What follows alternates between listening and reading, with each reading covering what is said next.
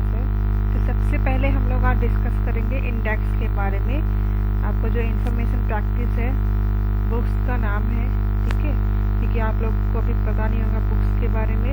हमारा first chapter है hardware concept, 2 है हमारा software concept and productivity tools, 3rd है information security and social networking, 4th है प्रोग्रामिंग, 5th है प्रोग्रामिंग फंडामेंटल, 6th है कंट्रोल स्ट्रक्चर, 7 है प्रोग्रामिंग गाइडलाइंस, 8 है इंट्रोडक्शन टू MySQL, 9 है MySQL function in MySQL and sample applications case studies. तो ये आपके 11 चैप्टर हैं टोटल। इसमें से कुछ सिलेबस CBSE ने डिलीट भी करा है, तो वो मैं आप लोगों को बाद में बता दूंगी। आपको शायद आदिल ने भेजा भी होगा, ठीक है। तो हम लोग सबसे पहले आ जाते हैं अपने फर्स्ट चैप्टर पे। हमारा फर्स्ट चैप्टर है hardware concept, okay.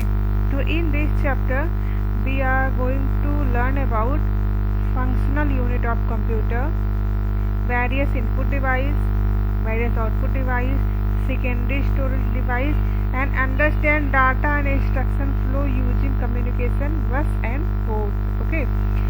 So our present day life is so automatic that most of the tasks are accomplished with a click of a button। हमारा आज का जो लाइफ है वो क्या हो गया, बहुत ही ऑटोमेटिक हो गया है। एक क्लिक से हमारा काम होता है। Just like washing has been taken over by washing machine. जैसे कि हम लोग वॉशिंग मशीन में कपड़े रख दिए और एक बटन दबाया, कपड़े धुल गए।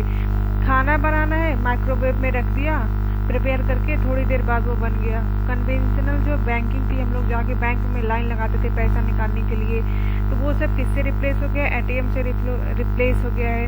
तो in every sphere of life machines dominate human effort, okay. तो have you ever wondered what mechanism work behind these machines, ठीक है। तो आप लोग भी जानने के लिए बिल्कुल एकदम क्वेरीज होंगे कि कैसे क्या चीज़ होती है, इन मशीनों के पीछे कौन सा वो टेक्निक है जो वर्क करती है, ठीक है।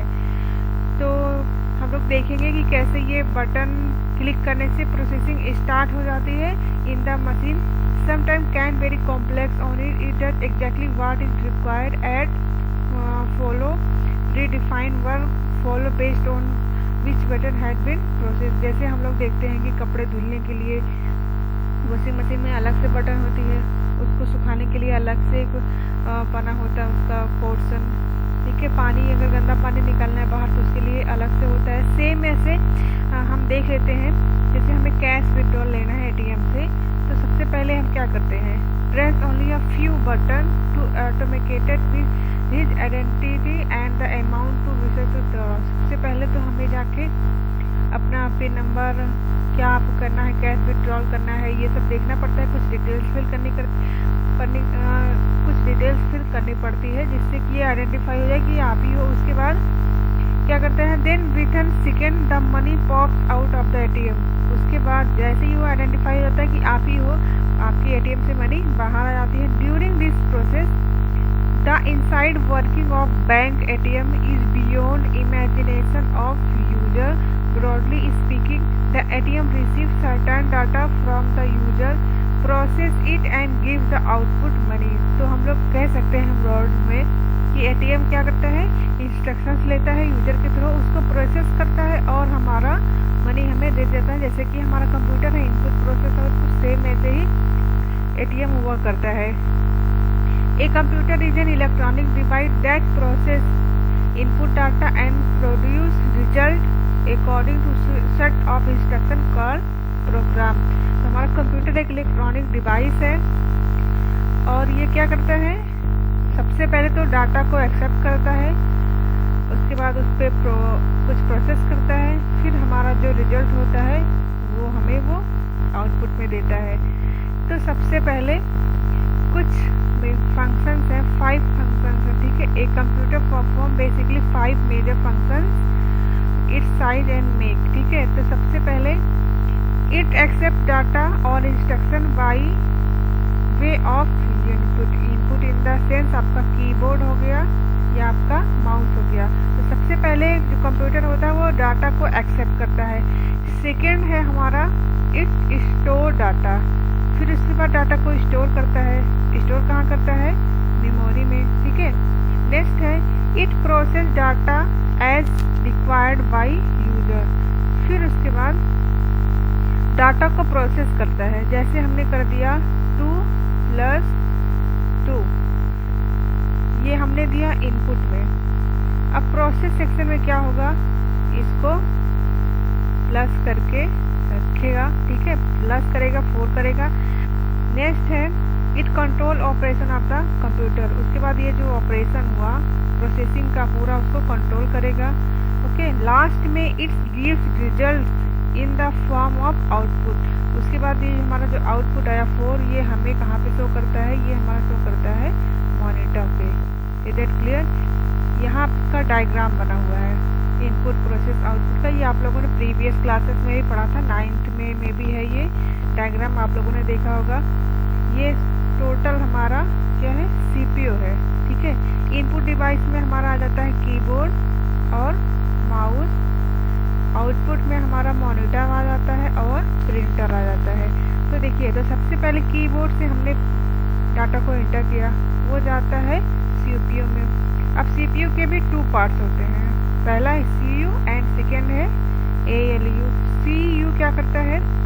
जितने भी ये कंपोनेंट्स लगे होते हैं ना, इनपुट और आउटपुट डिवाइसेस और मदरबोर्ड के अंदर ढेर सारी चिप्स लगी होती है, तो उसको कंट्रोल का काम करता है, वो कंट्रोल यूनिट। और ALU है अर्थमेटिकल लॉजिकल यूनिट, तो जितनी भी कैलकुलेशंस होती हैं, चाहे वो आप जोड़ना घटाना कुछ लिखते हो या कुछ डायग्राम पिक्चर्स कुछ भी बनाते हो, तो ये प्रोसेसिंग यहीं पे होती है। देखिए, यहाँ से आपका डाटा गया, सबसे पहले आता है ये ALU में, ALU में यहाँ पे इंस्ट्रक्शन करता है, फिर ऊपर आपका चला जाता है।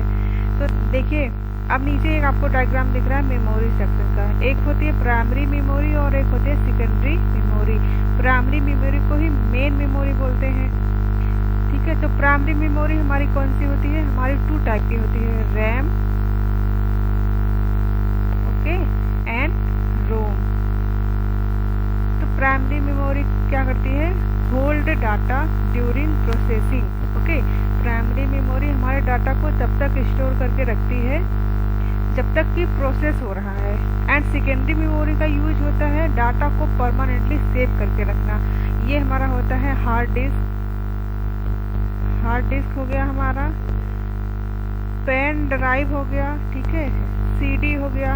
इन सब में डाटा स्टोर करते हो आप लोग, तो डाटा वो हमेशा के लिए स्टोर हो जाता है। बट रैम में अगर डाटा है तो वो डाटा आपका तभी तक है जब तक कि आप प्रोसेस कर रहे हो। आपका कंप्यूटर शट डाउन हुआ तो आपका पूरा डाटा लॉस्ट हो जाएगा। Is it clear?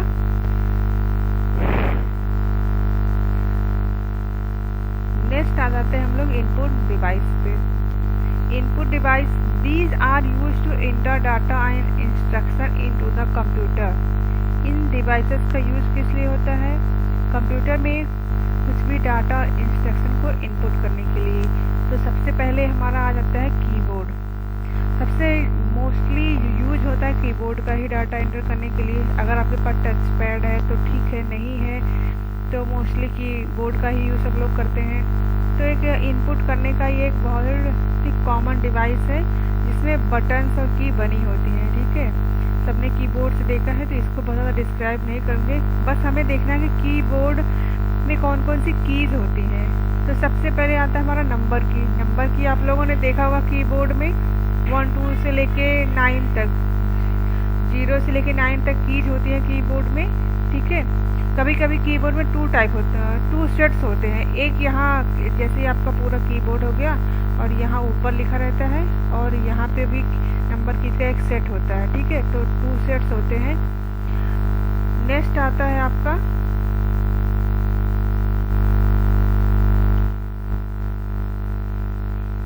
नेक्स्ट आता है हमारा direction key. Direction key there are 4 directions key. Directions key आपके 4 टाइप की होती हैं। 4 key left, right, up, down. Allow the cursor to move in this direction. जैसे ये हमारा कर्सर है, आपको दिख रहा है स्क्रीन पे, ऊपर जाना है तो आप ये इस तरीके की कुछ आपकी बनी होती हैं। ओके, इनका यूज करके आप पेज में आप डाउन लेफ्ट राइट कर सकते हैं। नेक्स्ट है हमारा function key. Function key are generally 12 function F1 to F12. These keys have a special task and task में change from program to program।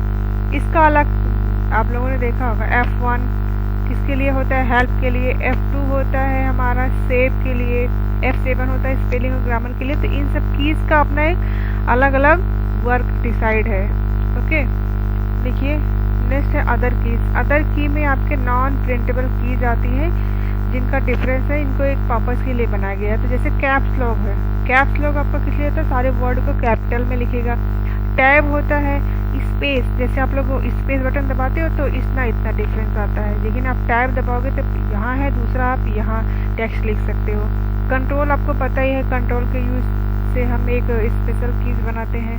Pause आपको पता ही है, डिलीट की, बैक स्पेस की, स्पेस बार, शिफ्ट, इंटर, ये सारी चीज जो कीज होती है इनका एक स्पेशल पर्पस के लिए यूज होता है।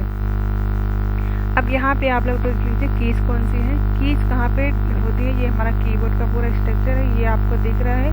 यहाँ पे हमारी फंक्शन कीज हैं F1 से लेके F12 तक। ये सारी कंट्रोल कीज हैं, शिफ्ट है, विंडो की है, ये हमारी विंडो की है।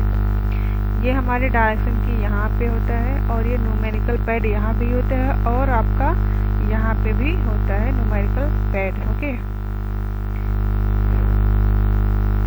अब नेक्स्ट आ जाते हैं माउस पे।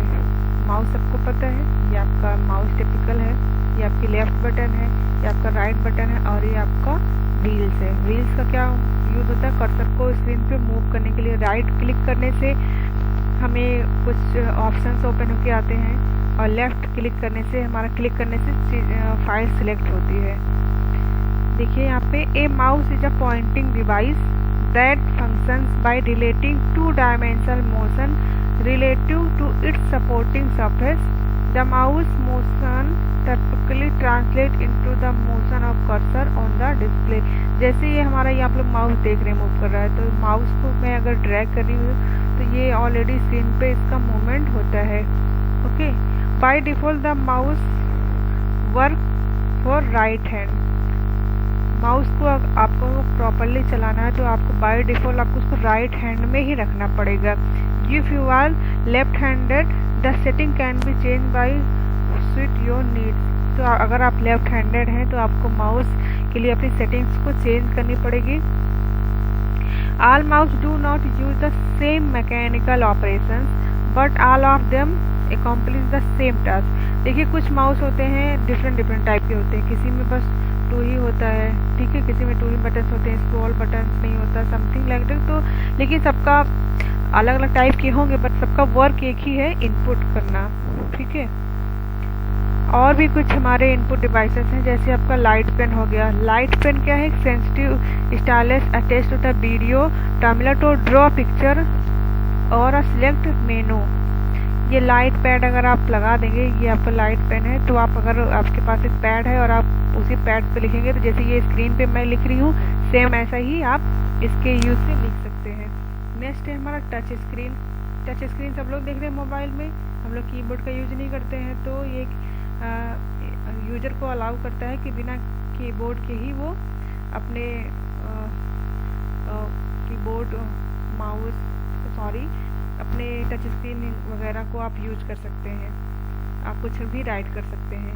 नेक्स्ट है ग्राफिक टैबलेट।